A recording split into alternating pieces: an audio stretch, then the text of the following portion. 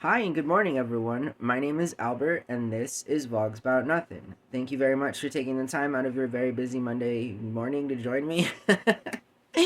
Oh, let's restart that whole thing. Hi and good morning, everyone. My name is Albert, and this is Vlogs About Nothing. Thank you very much for taking the time out of your Friday morning to join me. I really do appreciate that. I already have this is kind of take two because of my inability to sort of clear my throat and congestion before I go on camera, but nonetheless, I think it's always kind of fun to see me fall, and fail in real time. But that's just kind of what I think. Regardless, I still thank you for joining my program here and watching my channel and listening to my views and all of the other entertainment that I hope that I'm actually providing to you. So, like, thanks. All right. So, actually, today I want to talk about a part of being a social capitalist is recognizing that there is still a need for the incentivization for profit, right? And I understand that not everybody is kind of whole on the bandwagon yet because it's been not proven that it can be done, but there always needs to be a little incentive for some private enterprise. And I'm for that. I'm for innovation. I feel like deregulating some parts of different industries actually does spur growth and economic gain and all of those things. Those actually are pretty relevant factors, and they do matter in a world that is constructed by and or of arbitrary numerical values that we place on things that have no intrinsic value, be it that we trade fiat currency that has no real value behind it. But that's a different story, and we've actually had that talk before. But I want to talk about why I think sovereignty equals choice. And moreover, choice is freedom. Choice is an expression of freedom. So, seeing as though I think we can all kind of agree that freedom is important, it's what causes conflict, it's what ultimately dictates diplomacy and leads to peace and sustainability. I mean, it's a two-sided coin, and it can go either way, and I understand that.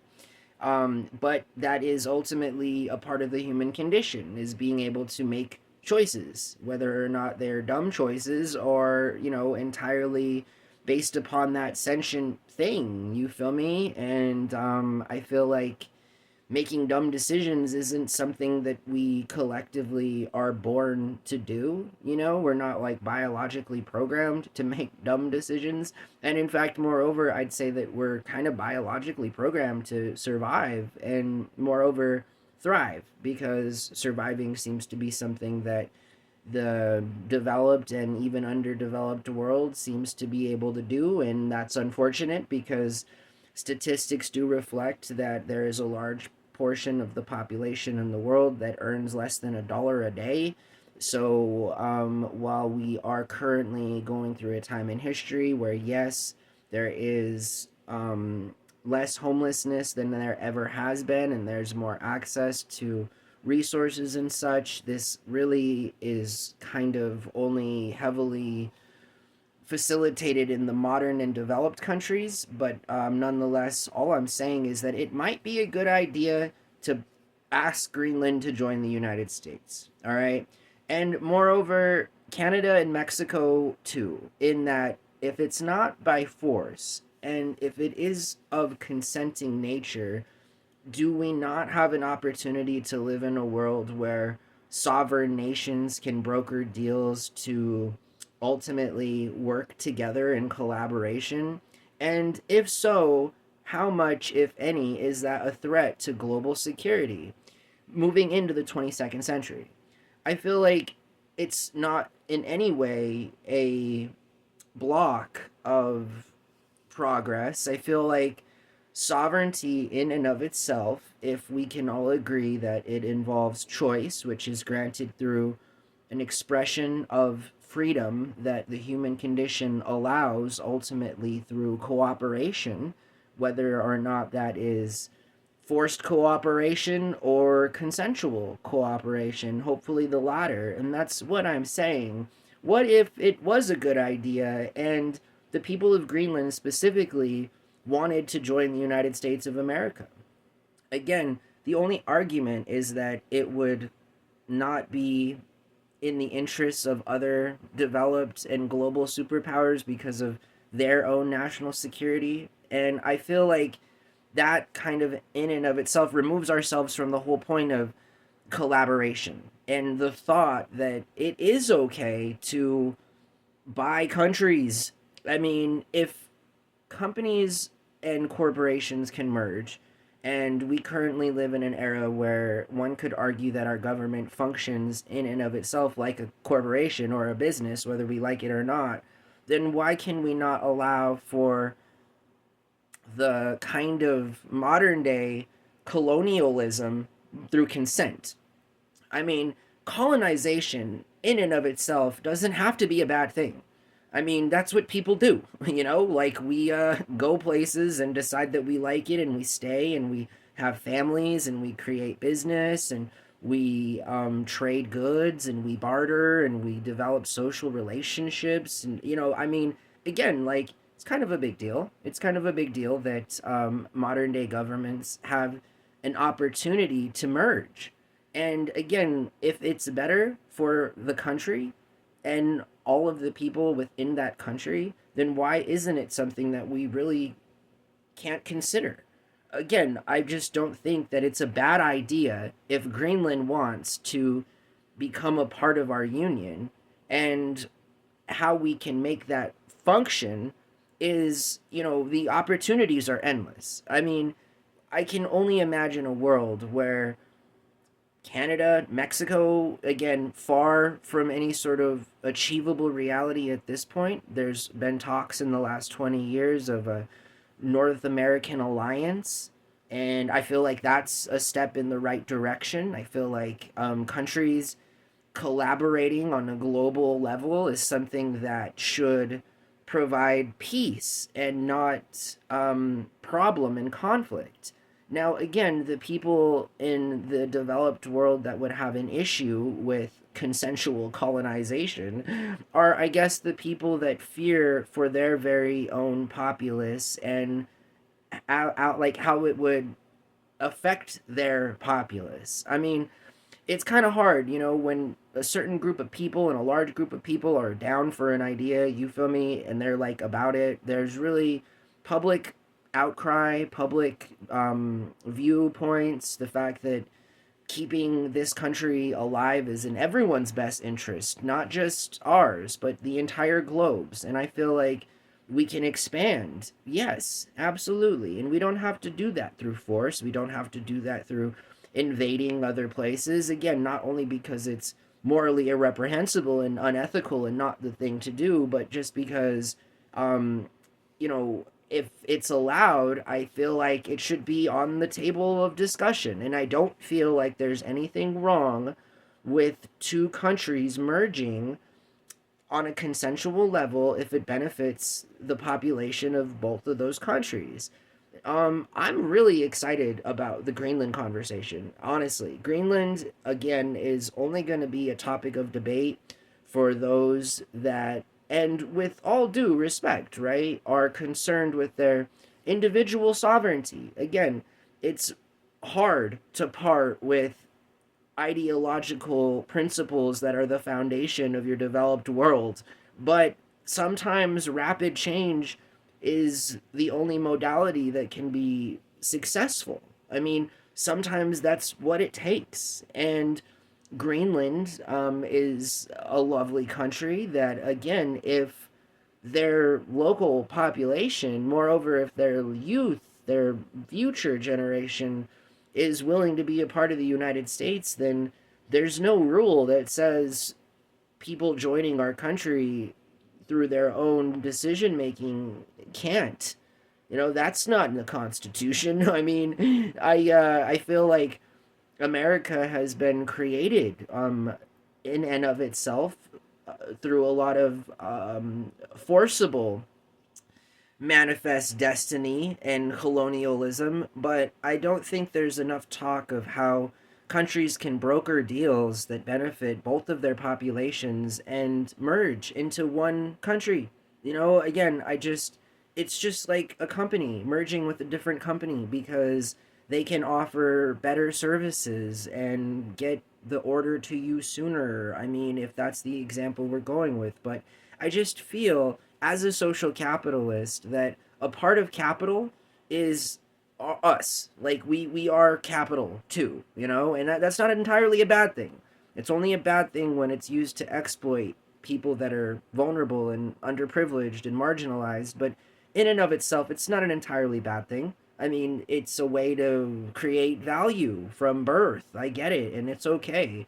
But I just feel like the future is up for grabs, you know, and I'm interested in the United States of America having a successful and long future. You know, I want this country to be around in 1,000 years, and I think a lot of other people do because our democratic, republic experiment here is not entirely a bad thing, and we shouldn't entirely disregard all of what's good in our current world for all of the things that we know are bad and wrong. We should just stop doing those things and honestly really work on maybe partnering up with other countries like Greenland and or Canada and Mexico. Again, what kind of a capitalist is going to sit here and argue that more factors of production equal more money, you know? And is it that we don't want to regulate certain industries and we want to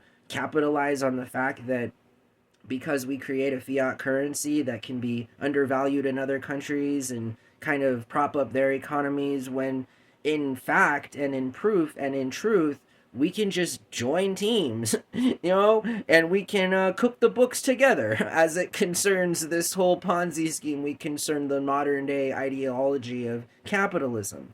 And I truly mean that, right? Because we all kind of know that that's exactly what capitalism is. I mean, it is just a huge Ponzi scheme. And I mean, it's in all of our best interest to kind of keep this scheme going because until we figure out how to properly reallocate what has already been dispersed, it's kind of gonna take some growing pains. But I feel like as long as we have the money to pay for what we need to pay for, and so I guess that means as long as the treasury continues to make money out of thin air so that we can buy things, then we should all be so privileged and just kind of welcoming in the idea that there shouldn't be anything wrong as Americans with entertaining the possibility of other countries wanting to join our union at their own request. And I just think that it can benefit all of us. I think it can change the world, honestly. It really can. Because then other countries around the world might be a little more interested in getting along and collaborating and having peace and cooperating, even if it's only because of the incentivization that the kind of capitalism can provide if it's all unified and singular and together and cohesive. So it's just kind of tough to get things done when everyone's trying to read the same story, but it's all in different languages, and moreover, not just different languages, but different dialects. It's just, it is in all of our best interest at some point to really entertain the idea that other countries should have every opportunity to join our country if they want to. And if they want to, we should be willing to pay for that. We need to pay for it. That's it. We need to pay for what we are going to hopefully be so lucky to have an opportunity to have it to begin with. And that's all that I'm saying. I'm just saying that Greenland joining the United States of America is something that I'm very, very excited about having a discussion. Again, I don't feel like it really is the time for a discussion about Canada and Mexico, although, again, the future is, we don't know the future. I mean, if I knew the future, I wouldn't tell you that I knew the future. I'm just saying that it is well within the conceptualization of making a fact and making a reality here in this century. And it really is in all of our best interests. If anything, it would make the world more secure. Like, again, it can't be a conflict of national security when conflicts of national security can actually benefit one another to make something that is evolutionary speaking, something that's just far superior to the kind of barbaric policies that have really, really harmed a lot of people, in the modern world, throughout the world. And I think it's unfair. And I think countries should really put on their big boy pants and discuss the opportunities that can be provided if we decide to join forces. What a great thing. I don't think it's a bad thing. And Greenland, if you're watching this video, one day when I have some money, I'll target some audience, some revenue towards YouTube to pay for Greenlanders to watch this. But I think it'd be wonderful. I think it'd be a really good idea. And if the people of Greenland are down for joining our country, it's something that as Americans we should welcome with open arms. And link in the description below to a video that talks a little more about this. And it comes from a way more reputable source than just some dude talking to himself on his phone in his room. But I felt like this was something I really wanted to talk about and at least have on record, because it's important. It really is. And if anything at all, future self says hello to the past self who is not going to diverge from this opinion. Unless, of course, there's major pushback from the Greenlander population. And, they don't want to be a part of America. But again, who is saying they don't want to be a part of the United States of America in the modern world? I don't see why or how that wouldn't be a considerable option for other people in other countries to have. I mean, again, it's not a bad little thing that we got going on here. Our Ponzi scheme seems to be working. The world is, again, a pretty peaceful place, all things considered. And I think that we should keep it like that, and we should really fix all of the things that are wrong with it, of course. But joining is not a bad thing. And if in my lifetime Greenland is a part of the United States of America, I look forward to going to Greenland, and I think all of us should too, because it'd just be another cool place that we can go with, our state-granted driver's license from the very same people that bring us our social security card and number as soon as we're born. Those very same people, Uncle Sam and Uncle Anthony. Can't live with them, you can't live without them. My name is Albert. This is Vlogs About Nothing. Thank you for watching my show. If you're not already, hit the subscribe button, and leave notifications on. It'll get you up to date with all the new videos that I make every single day. And there is at least one video that I make every day. So that's all. Have a good day. Greenland. Go Greenland. Greenland should be the 51st state. That's all that I'm saying. I think it'd be a great idea. All right. Donald Trump Jr., by the way, is in Greenland. I don't know if he's still there, but he was there. And I hope that that young man actually really was able to ascertain a kind of feeling and vibe from, moreover, the young people there, right? Because at this point, anybody over the age of 70, kind of just chill out, let other people do stuff. Like, stop trying to do things, please. Please, boomers around the world, just stop doing stuff. Just go home and chill. You feel me? Just, that's it, and if you're asked to, like, help and be a part of the solution, do that. And if you're just getting in the way and causing more problems than anything else, then just stay out of the way, and let young people and the youth of the world, like the future, dictate what exactly kind of a future they're going to be a part of. I mean, it's only fair. Let's not take out all of our deep-rooted anger issues on our future generations. I hope that you guys have a really good day. All right, bye.